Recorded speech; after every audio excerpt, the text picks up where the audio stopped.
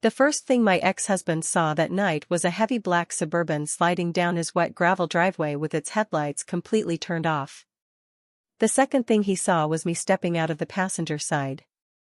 But I was not the version of me he thought he had known for over 3 decades. I wasn't the quiet, nervous woman who always apologized when he interrupted her at the dinner table.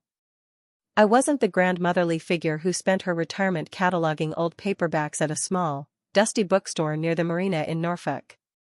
That night, Richard saw 6 silent, armed operators step out of the shadows behind me, waiting for my command. And when one of them stepped forward, saluted, and said, "Commander Miller, perimeter secure," my ex-husband's face drained of every ounce of color it possessed. The whiskey glass he was holding slipped from his fingers, shattering against the wooden rail of his porch. But what I remember most was his voice, weak, trembling, and entirely stripped of its usual booming authority. "Sarah," he whispered, staring at me like I was a ghost. "Who are you?" 12 minutes earlier, I had been driving my old Ford pickup truck home from Richard's lake house after another exhausting, silent family dinner. The winding road along the Chesapeake Bay was pitch black at that hour. Most people my age avoided those back roads after dark, but I have never minded the dark. After spending 25 years attached to Navy SEAL operations and tactical coordination, darkness felt far more familiar to me than daylight. Not that Richard ever knew. Nobody in my family did. Rain drummed softly on the hood of my truck as I headed north toward Norfolk. My hands were relaxed on the steering wheel, though my chest still carried the dull ache of the evening's humiliation. Richard had been drinking again. He was never a loud, stumbling drunk, he was too controlled for that. Richard liked the kind of drinking that sharpened his tongue while keeping his mind alert. That was always the most dangerous level. Our daughter, Chloe, had invited both of us to dinner because her fiancé, Kevin, was visiting from Richmond. Chloe, at 27, still clung to the childish belief that her divorced parents could sit in the same room without drawing blood. The evening had started politely enough with pot roast, small talk about inflation, and mortgage rates. But eventually, Richard started in on me. He always did. "You know your mother still flinches every time a toaster pops," he told Kevin with a condescending grin. "She's been terrified of loud noises since the 80s. Kevin had laughed politely, Chloe looked down at her plate, and I kept eating in silence. Richard leaned back, enjoying the spotlight. "Truth is, Chloe, your mother spent our entire marriage afraid of her own shadow." It was a complete lie. But when a lie is repeated for enough years, people start accepting it as the truth. I simply wiped my mouth with a napkin and said, "You always did love your stories, Richard." But during that dinner, I had noticed something far more worrying than Richard's insults. I saw the way Kevin reacted when Chloe mentioned wanting to take a job in North Carolina. I saw the brief, icy flash of anger in his eyes, the way he gripped his steak knife a little too tightly, and how Chloe checked his expression before she spoke, like she was evaluating weather conditions before stepping outside. I noticed because women my age notice things younger women haven't learned to fear yet. And because for 25 years, noticing those tiny shifts in behavior was the only thing that kept my people alive. I was nearly halfway back to Norfolk when my phone buzzed against the center console. I glanced down. One text message from Chloe. Just 4 words, asterisk, deep anchor, no harbor. Asterisk. My grip on the steering wheel tightened so hard my knuckles went white. 30 years of retirement and domestic life vanished from my body in a single breath. To anyone else, those words were meaningless. But when Chloe was 8 years old, I had taught her that exact distress code. Panic makes people forget how to speak, but practiced phrases survive. Deep anchor, no harbor meant, I am in danger, I cannot speak freely, come immediately. I pulled my truck onto the shoulder, gravel spraying against the metal undercarriage. I called Chloe instantly. It went straight to voicemail. I called again. Still nothing. I closed my eyes for 2 seconds, letting my training override the rising panic in my chest. I opened the glove box and pulled out a small, worn leather notebook that Richard had spent years mocking me for carrying. Sarah and her little senior citizen planner, he used to joke. But inside that planner were phone numbers I had not dialed in over a decade, numbers belonging to men and women who understood urgency without requiring explanations. I dialed the first number. A gravelly voice answered on the second ring. "This is Tom." "Tom, it's Sarah Miller," I said, my voice dead calm. There was a brief silence on the line, then instant alertness. "Go ahead, Commander. My daughter just sent the distress code from Richard's Lake House. Address is 412 Lakeshore Drive." "We're on it," Tom replied instantly. "I have a team in Virginia Beach finishing an exercise. We'll be there in 10 minutes. Stand by. No questions. No hesitation. That is how operators communicate." I spun my truck around, the tire screaming on the wet asphalt, and headed back toward the lake. As I drove, the bookstore clerk, the quiet ex-wife, the woman who took the insults at dinner, all of them peeled away like old skin. My posture straightened, my breathing slowed, and my mind locked onto the objective. As I approached the dark gravel road leading to Richard's property, I saw two black Suburbans pull up behind me, their headlights cutting through the heavy rain. Tom Harris stepped out of the lead vehicle. He was a broad-shouldered man with graying hair, a former special operations coordinator who now ran a private security firm. "What's the situation, Sarah?" he asked, walking up to my window. Raised voices when I left, a controlling fiancé, and now a confirmed distress code, I said. "Local law enforcement is 10 minutes out, but we don't have 10 minutes. Tom nodded to his men. "Thermal scan shows 3 targets inside. One is pacing aggressively. We move now. Keep it quiet, keep it clean." We walked toward the house. As we climbed the steps of the wraparound porch, the sound of shouting cut through the rain. I heard Richard's voice, tight and panicked. "Put the gun down, Kevin. For God's sake, just calm down." Then, a muffled crash, followed by Chloe's scream. My heart did something terrible. For a fraction of a second, I wasn't a retired officer, I was just a mother. But the training slammed back into place. Tom gave the signal. One of the operators breached the front door with a heavy, deafening kick, and we flooded the house. The living room was in ruins. A floor lamp was shattered, dining chairs were overturned, and whiskey was spilled across the rug. Kevin stood near the fireplace, his hands shaking violently as he pointed a revolver at my daughter. Chloe was pressed against the kitchen counter, sobbing silently, while Richard stood to the side, looking completely helpless. Kevin spun toward us, his eyes wide with panic as he saw armed men entering the room with tactical precision. "What is this? Who are you people?" he screamed, his voice cracking. "Kevin," I said, stepping into the light. My voice was low, steady, and completely devoid of fear. "Put the weapon down."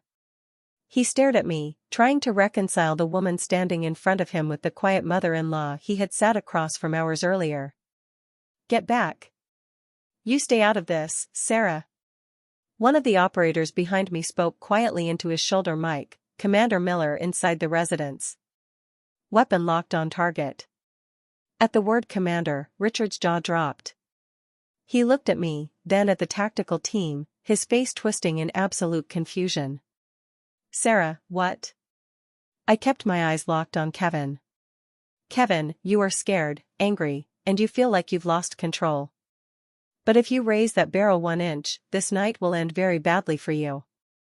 Put the gun on the floor, and step away." For 5 agonizing seconds, the only sound was the steady ticking of the grandfather clock in the hall. Kevin's chest heaved. He looked at the laser sights painting his chest, then back at my calm, unblinking eyes. Finally, his arm went limp. The revolver fell to the floor, and one of my men kicked it away instantly, pinning Kevin to the ground. Chloe ran to me, collapsing into my arms. I held her tight, feeling her entire body shake.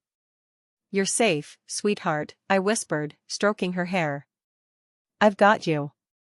Over her shoulder, I looked at Richard.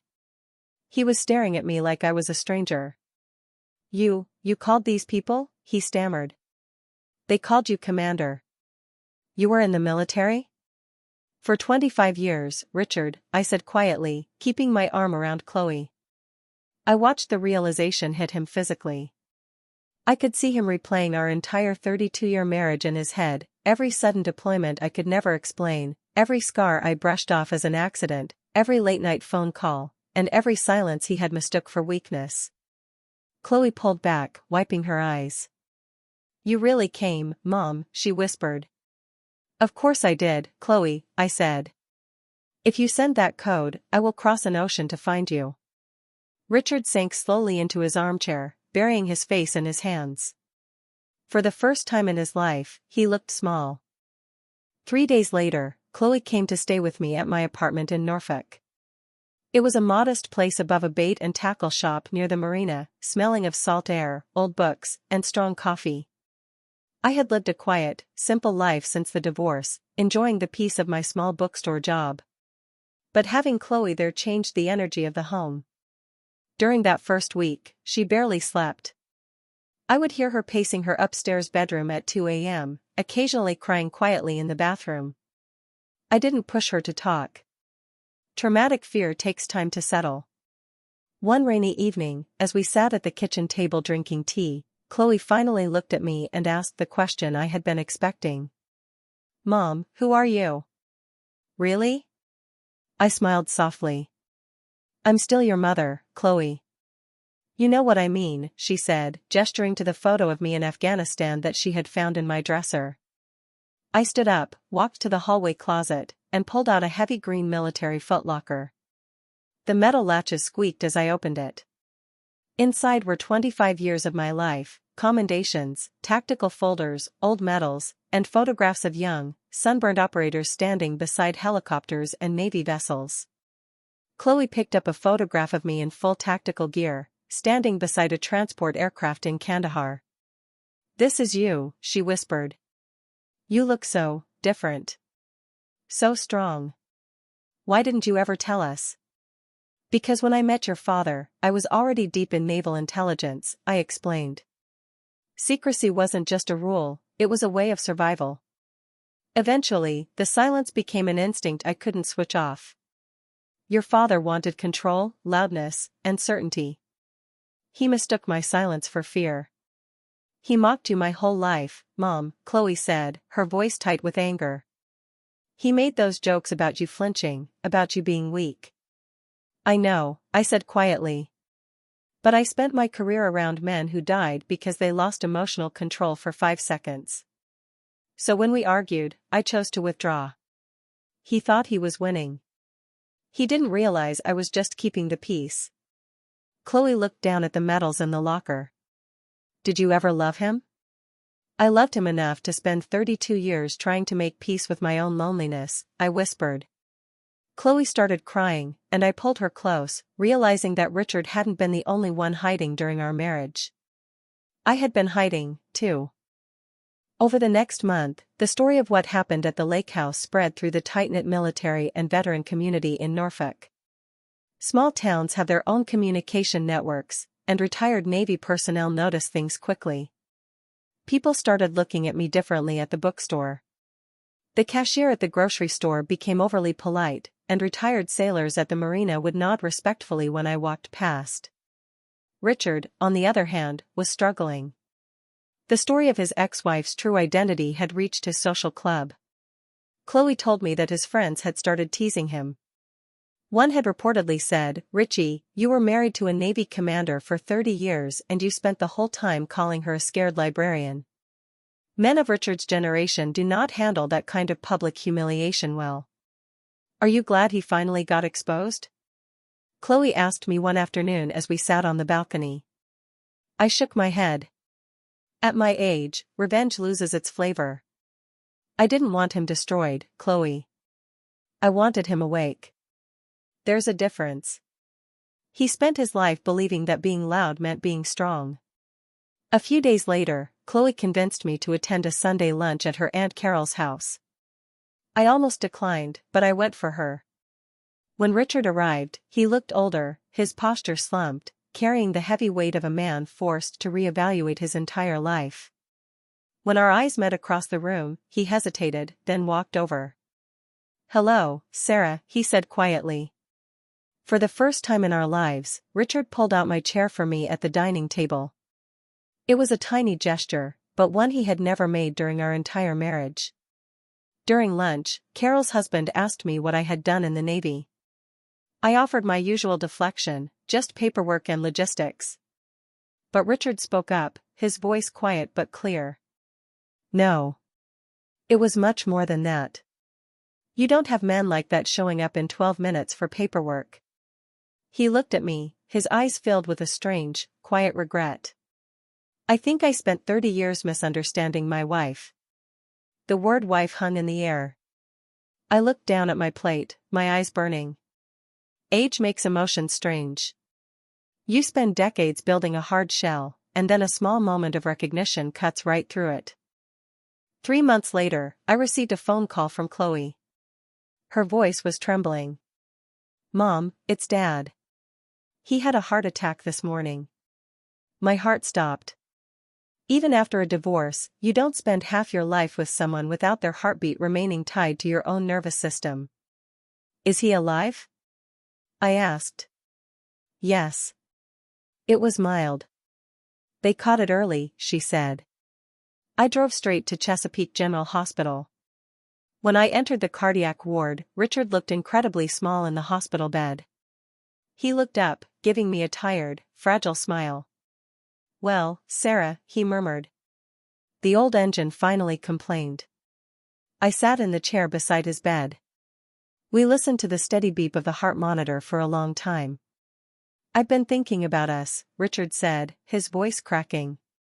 "I think I spent our whole marriage competing with someone who wasn't even fighting me. I thought strength looked loud, Sarah. When you wouldn't argue, I thought I was winning. I didn't realize you were just more disciplined than I was." Tears filled his eyes, slipping down his temple. "I mocked you because your calm scared me. I'm sorry, Sarah. I'm so sorry for every time I made you feel small just so I could feel big." It wasn't a performative apology. It was the sincere regret of a man who had finally run out of volume. I reached out and took his hand, his fingers trembling against mine. "I know, Richard," I whispered. For the first time in over 30 years, the silence between us felt peaceful instead of lonely. A year later, life had settled into a beautiful, quiet rhythm. Chloe moved to Raleigh, taking a job counseling women recovering from abusive relationships. Richard recovered and began volunteering at a local veteran support center, helping older soldiers navigate their benefits. He had finally learned how to listen. One autumn evening, Chloe hosted a family barbecue at her new home. I drove down, carrying a bowl of potato salad in the passenger seat. The yard was filled with laughter, children playing, and family talking. As I stood by the patio, Richard walked over, introducing me to Chloe's new neighbors. "This is Sarah," he said, his voice filled with pride. "She spent 25 years protecting people like us in the Navy." There was no sarcasm, no jokes. Just genuine respect. And in that moment, the last of my old wounds finally closed. As Chloe and I walked through her neighborhood under the orange sunset, she asked me why I had kept my strength a secret for so long. I smiled, pulling her arm through mine. "Because real strength isn't about making people fear you, Chloe. It's about making the people you love feel safe. Most people are fighting battles we cannot see. The loud spouse, the quiet mother, the veteran who never speaks, we judge them by their silence while remaining blind to their history. Sometimes, the greatest tragedy in a family isn't cruelty, it's simply misunderstanding." If this story reminded you of someone in your own life, reach out to them. Sometimes, healing begins with a single, quiet conversation.